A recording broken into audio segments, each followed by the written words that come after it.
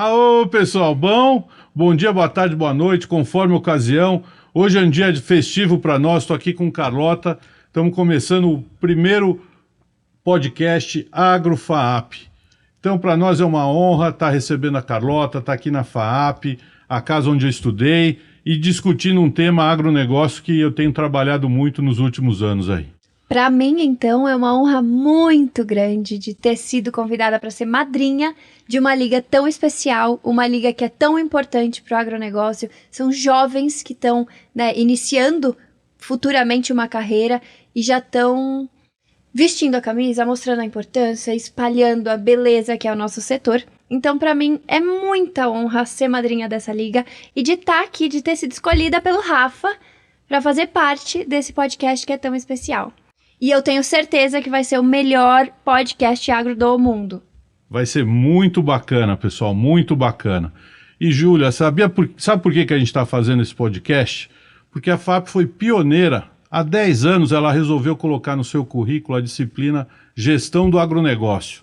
E eu fui o ex-aluno, professor convidado para ministrar essa disciplina. É mesmo? Você vê que legal? Muito. E é uma experiência muito bacana. Então, conviver com os alunos semestralmente é uma disciplina eletiva. Então, quem está assistindo essa aula é quem escolheu, quem por algum motivo tem algum interesse em agronegócio.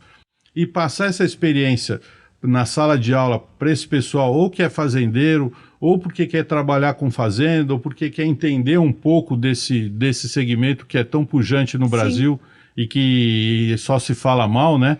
Então a gente tem falado e expandiu, cresceu. Depois da pandemia, surgiu a Liga Agro, surgiu o convite para você ser a madrinha da Liga Agro, e agora surgiu o convite para a gente estar aqui, nesse podcast, aqui no AgroFaap, conversando com você, que está aí na sua casa, no seu carro, na sua fazenda, nos assistindo, porque tenho certeza, você vai ouvir muita novidade, muita coisa boa que você não ouve aí no que sai pronto na mídia.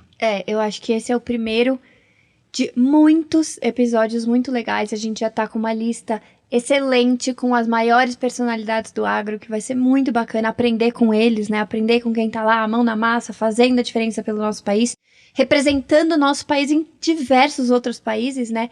Então vai vir muita coisa legal, de uma maneira espontânea, que é o nosso jeitinho, mas muito, muito, muito informativo. Agora, o que a gente quer saber mesmo é quem é Rafa Possic, a lenda do Instagram. Quem é Rafa Possic? É a lenda desconhecida do Instagram, né? Sou eu que tenho quase 200 mil seguidores, né, Carlota? Então, mas eu tenho minha atuação no agronegócio, começou em 2004. Eu não sabia a diferença de boi e vaca quando eu fui para uma fazenda. Então isso aí motivou a estudar, eu fui me consultar com pessoas que conheciam, com pessoas que entendiam, li bastante para poder exercitar e levar experiências para o campo que eu não tinha. E fui testar. Uma das coisas que foi muito bacana é poder testar muita coisa. Então eu lia na teoria ali que tal coisa podia funcionar numa fazenda.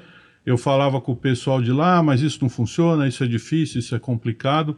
Era só falar que era complicado, que aí eu encanava e ia tentar resolver. E resolvia. Isso que foi a grande lição, resolvia. A gente tem que romper certos paradigmas, senão a gente não muda, a gente fica na mesmice. Né? Então, aí, vai estudar, vai implantar modificações, e a FAAP me ajudou muito. Eu era ex-aluno, eu sou ex-aluno aqui da FAAP, tinha muito acesso à tecnologia. Então eu levei uma das primeiras antenas via satélite, não estamos falando de Elon Musk, hein? Nem de Starlink, é das primeiras mesmo, com Edge. A velocidade era... O Edge era um fenômeno. Mas peraí, uma das primeiras antenas você que levou? Levei, coloquei lá no estado, foi lá na fazenda. Então a gente saiu de uma internet de escada, telefone celular analógico, para uma conexão Edge de satélite. Que bacana. Bom, já foi uma revolução, né? Mas aí, já tinha acesso à informação, já tinha internet, a gente já pegava, buscava o que estava acontecendo. Fomos aprendemos operações de mercado futuro, aprendemos alguma lida com gado, porque era basicamente gado que a gente lidava naquela época. E até depois tivemos que romper um paradigma, superamos aí 100 anos de pecuária, e fomos para cana-de-açúcar. Imagina que loucura você pular essa cerca, né? Total. Quer dizer, foi mais do que pular, eu desmontei 80 quilômetros de cerca, enrolei 400 quilômetros de arame para viabilizar o plantio de cana. Isso trouxe uma bagagem muito grande. E essa bagagem inclui o relacionamento com o poder público, com os órgãos ambientais, com as ONGs, tudo que está por trás, né? Como diria um amigo meu, cash dessa história toda, porque é muita conversinha. Sim. Né? Quer dizer, o fiscal vai lá, fala que você está fazendo coisa errada, quando na verdade você está fazendo certo, e são coisas que rotulam como errado, como é o costume de se fazer com o agronegócio, né? Sim. As pessoas esquecem que a gente tem que preservar, via de regra, a gente tem que preservar 20% das nossas propriedades com reserva legal. E o pessoal da cidade não sabe disso. Não sabe. Não sabe disso. Não é como sabe. você mora num apartamento, tem 5 cômodos, e você tem que deixar um cômodo fechado, mas tem que dar manutenção, tem que deixar ele limpinho, entendeu? Tem que deixar ele em ordem, Sim. mas você paga por ele. Então, É seu e você não pode usar, né? É seu e Aquele você não quartinho pode ali usar. você não pode tocar. então, olha que loucura. Então, o agronegócio tem dessas coisas e as pessoas não sabem. Né? Se você que está nos assistindo tomou um café da manhã, almoçou, jantou, fez seu lanchinho, foi um fazendeiro que colocou essa comida na sua mesa. Sim, um fazendeiro e toda uma indústria, né, de pessoas que vão todo dia e não desistem de estar ali te alimentando. Se você está sentado numa mesa, essa madeira veio de uma fazenda. Se você tá vestindo sua roupa, esse algodão veio de uma fazenda. Se você está com um calçado de couro, esse couro veio de uma fazenda. Se você lavou o cabelo hoje, esse shampoo provavelmente tem algum artigo de fazenda. Então, essa é a dinâmica do agronegócio, que representa 50%, das exportações brasileiras. Pelo menos 25% do PIB nacional.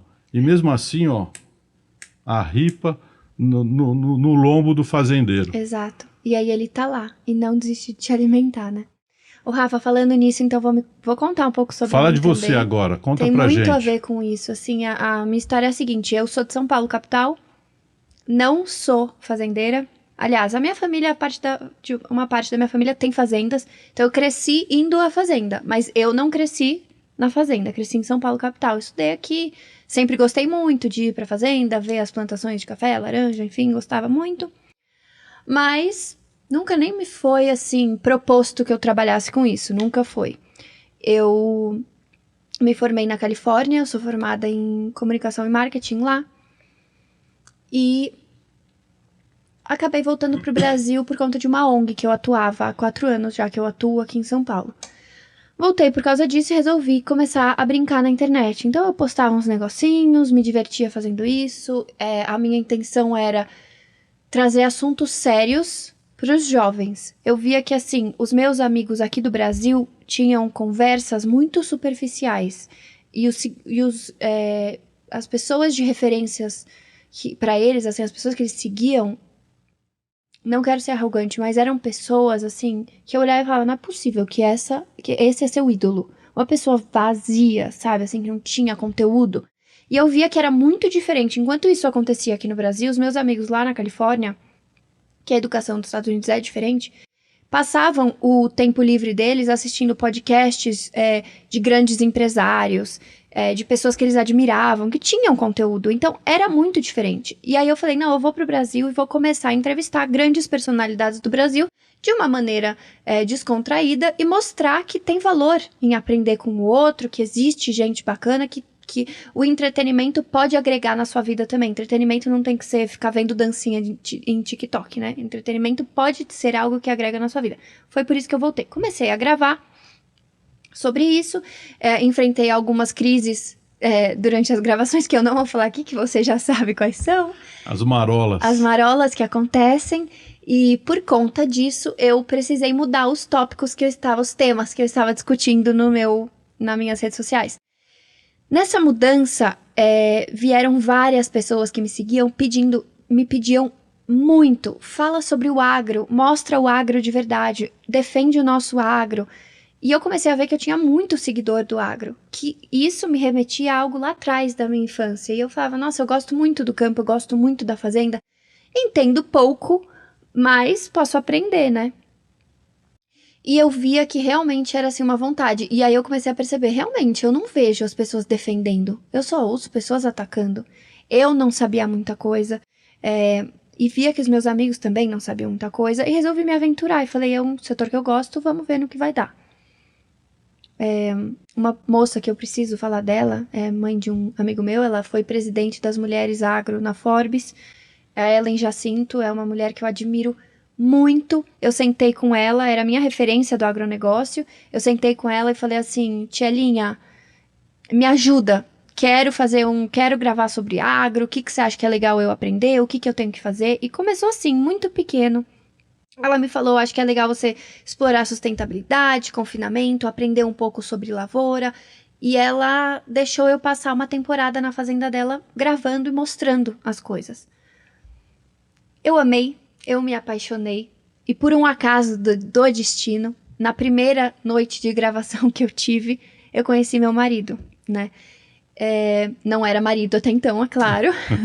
Se tornou agora. E ele é do agro. E aí eu entrei de cabeça nesse mundo e cada vez fui me apaixonando mais e vendo o quanto eu era leiga de algo que é tão corriqueiro na minha vida. E eu me sentia tão mal de não ter conhecimento, de não ter conhecido tudo isso antes, porque eu não valorizava quem estava me alimentando. E não é só o alimento, é como você falou, é tudo que gira em torno da nossa vida tem algum pedacinho do agro, né? E eu não tinha conhecimento disso e via que os meus amigos aqui de São Paulo também não tinham. Então eu abracei a causa, comecei a postar, comecei a falar, comecei a estudar, fiz curso em Harvard sobre agronegócio, comecei a me aprofundar sobre isso. Aliás, hoje, né, a minha vida é essa, né? Eu vivo com meu marido em função do agro, a gente vive disso, ele faz eventos, né, culturais de rodeio, de montarias, enfim, muito dentro do ecossistema do agronegócio. Então, foi isso, eu vesti uma camisa porque eu sentia a necessidade de defender algo que eu não estava vendo ser defendido, e que eu cresci escutando mal sobre, e que agora eu poderia ter uma voz para trazer um outro tipo de informação. E é até engraçado, eu vou aproveitar para contar, que essa ONG que eu falei que eu voltei para o Brasil, que eu estava atuando, eu levei meus alunos para uma fazenda, para eles conhecerem a realidade do agronegócio. E você tinha que ver. As crianças, assim, um chorou porque estava vendo um cavalo ao vivo. Nunca tinha visto um cavalo. A outra olhou um pé Eu fui para Brasília e passou no jornal local que as crianças estavam indo no zoológico para ver galinha. Mas galinha. Essa é a realidade. Essa é a realidade. É por isso que a gente tem que comunicar o agro. Porque as pessoas não sabem. Teve uma aluna minha que olhou para um pé de caqui e perguntou se era um pé de tomate. Ela não sabe. O outro a gente levou para tirar leite da vaca, para aprender que leite vem da vaca. Não surge uma caixinha com leite dentro do supermercado. No supermercado, né? E eles não sabiam. Não sabiam. Não é falado para eles, não é ensinado. E eu acho que, assim, a gente é falho na comunicação, né? Eu digo assim como o setor agro, ele falha na comunicação, ele não se comunica tão bem, ele não mostra as verdades. O fazendeiro é o coronel, é o desmatador de floresta, exato, né? É o cara que faz coisa errada. Ninguém fala que ele é o cara que acorda cedo, que tem que ter uma parceria com o São Pedro para chover na hora certa, para secar na hora certa, para o trator poder plantar, para o trator poder colher, para poder levar a comida para o prato das pessoas, que quando dá errado ele está sozinho, ele perde tudo, né? Quer dizer, as pessoas não conhecem esse lado, acho que é tudo fácil. Tudo fácil. Nem para pensar, né? E até você falou uma coisa que é muito interessante. Uma das coisas que me fez me apaixonar tanto por esse setor foi justamente isso. Foi o lugar onde eu mais vi Deus. Assim, o fazendeiro, ele tem fé, seja lá na religião que seja, mas ele tem fé em Deus porque ele depende de Deus. Né, ele vê ali a influência de Deus na vida dele dia após dia. Então são pessoas com valores, são pessoas com propósito, com sentido. E eu fiquei completamente encantada. E a natureza é sábia. O pessoal que fica em Brasília, no ar-condicionado, ditando regra para o agronegócio, tem que colocar a botina e ir lá para o campo. para ver qual que é a realidade. A gente tem um exemplo na fazenda, a gente tem uma represa grande lá, que secou, em determinado momento secou, você viu o chão todo trincado. Aquilo para mim rasgou meu coração, eu falei, acabou, né? É triste ver essa cena. Sim. No ano seguinte, a represa estava cheia e a mão da natureza, tinha peixe. Olha Carlota, só. me conta, como foi parar peixe lá? Eu fui estudar, falei, como tem peixe nesse... Não tinha nada aqui. Aí fui estudar, aquelas trincas no chão, o peixe fica ali, passarinho leva o ovo do peixe para lá. Então a natureza faz a parte dela. Quem atrapalha é o homem, que fica no verdade. ar-condicionado dando regra porque ele não conhece. Sim, totalmente. É Né? por isso que realmente é um setor, eu falo que é até mágico, porque assim, além de tudo, né, de que você depende, que você vive, que você vê, é onde você mais aprende sobre a vida, que você planta, tem um processo, você cuida e depois você colhe, e aí vem os frutos, né, daquilo que você trabalhou. Porque é muito visível, é muito palpável, é algo que você tá vendo. Então você plantou, você vai ter que cuidar. E você não vai colher se não plantar. Exato. Não tem milagre. Não tem milagre, Não tem milagre. Então é isso que você que está em casa nos assistindo precisa nos assistir.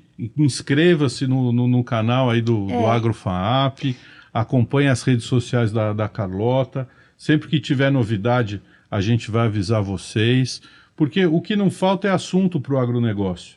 Para você que está na cidade, para você que está no campo, a gente vai discutir essas questões ambientais, segurança alimentar, o mundo vai precisar do Brasil para comer e a gente vai atender essa demanda. Só que a gente tem que atender com sabedoria. A gente tem que fazer o que a gente sabe fazer melhor, que é plantar e colher. E deixar esse cash para os escritórios aí. O que você acha, Carlota? É isso. Não tem nem o que falar, gente. E eu acho que vocês vão se apaixonar. A gente vai fazer muita coisa legal por aqui, trazer muita gente bacana. E eu acho que é isso, é aprender junto, né? Eu falo por mim, assim, eu não sou a maior expert do agro, não nasci, não cresci. Foi uma paixão que me fez eu me interessar e aprender. E eu tô aqui para aprender junto também. Então, pode ter certeza que as suas dúvidas vão ser respondidas, porque eu vou fazer várias dúvidas que com certeza, né, as pessoas que estão assistindo têm. E vai ser muito legal. Tô muito animada com tudo isso. E Carlota, muito obrigado. Sensacional essa experiência e vai ser uma parceria de sucesso, com certeza. Eu que tenho que agradecer pelo convite. Tamo junto. Tamo muito junto. Beijo. Pessoal, valeu.